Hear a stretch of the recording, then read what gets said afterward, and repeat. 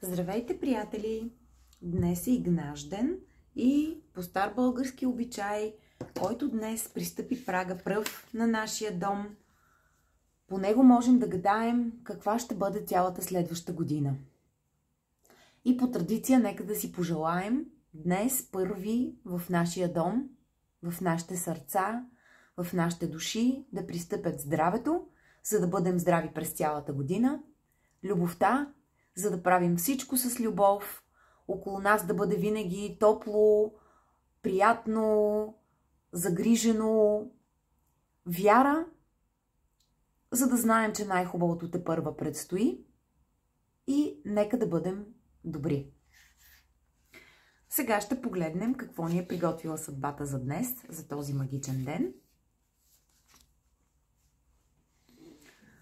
И това е как да зареждаме с магия различни обекти, различни предмети. Със следващия метод могат да бъдат зареждани кристали и различни други предмети с магическа енергия, които после да бъдат използвани като различни амулети. В съответни подходящи ситуации можем да използваме заредените предмети като наши помощници. Например, ако сме заредили един аметист с успокояваща енергия, тогава, ако го задържим в ръката си преди изпит или преди важна среща, той ще може да премахне нашето притеснение. Как именно можем да направим така, че да зареждаме различни предмети? И с какво, съответно, могат да бъдат заредени тези предмети? Много мощен зареждащ източник, естествено, е Слънцето.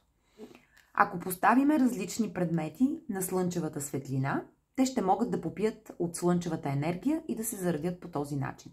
Същото важи и за Луната. Оставени различни предмети под въздействието на лунната светлина могат да се заредят с лунна енергия. Например, чаша с вода може да се превърне в лунна вода. И тук мога да споделя нещо, което аз редовно правя. Това е когато започне новия лунен цикъл, т.е. от първата вечер след първата вечер на новолунието, поставям портмонето си на перваза на прозореца, така че цяла нощ да събира от лунната светлина, с наричането, че както се пълни луната, така да се пълни и моето портмоне и съответно и банковите ми сметки. И това нещо го правя всяка вечер до пълнолуние. Както расте луната, така съответно се усилва всяка нощ и нейната енергия. Това е една добра практика, която се радвам да споделя с вас.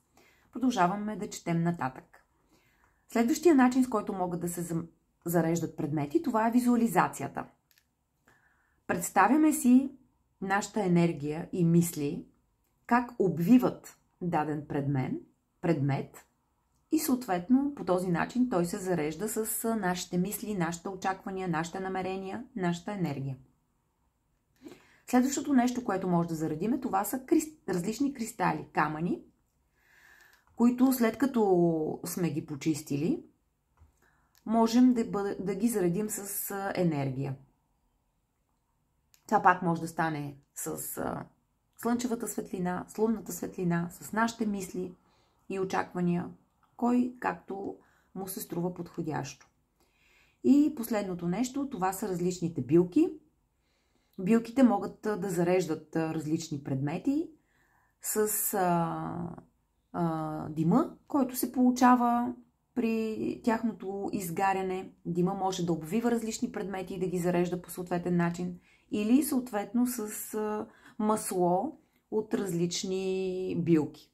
При обтриване на предмети с масло от билка също могат да бъдат заредени.